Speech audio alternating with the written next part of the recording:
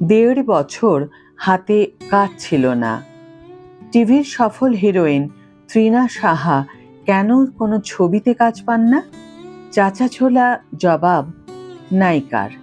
Hi everyone, welcome back to my channel Anjana entertainer.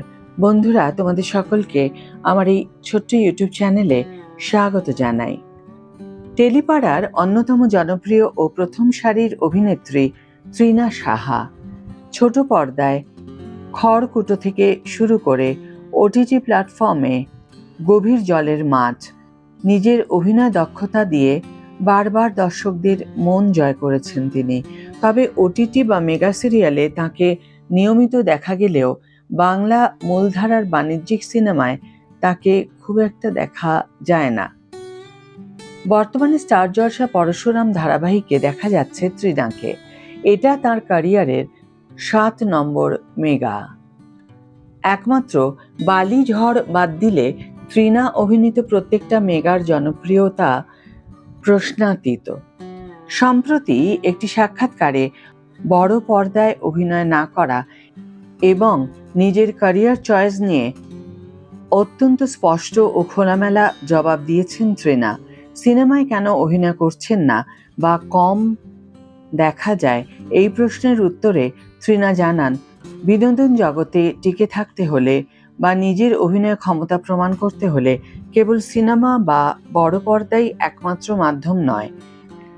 তার কাছে কাজ করার মাধ্যমটির চেয়ে কাজের মান এবং চরিত্রটি কতটা আকর্ষণীয় তা অনেক বেশি গুরুত্বপূর্ণ।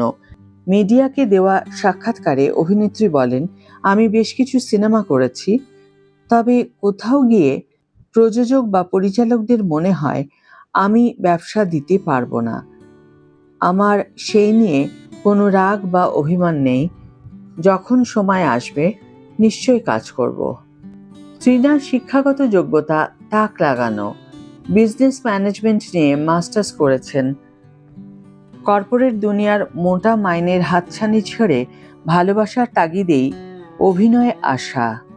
তবে একটা সময় 1.5 বছর হাতে কাজ ছিল না তৃণার। নায়িকার কথায়, আমার হাতে 1.5 বছর কাজ ছিল না।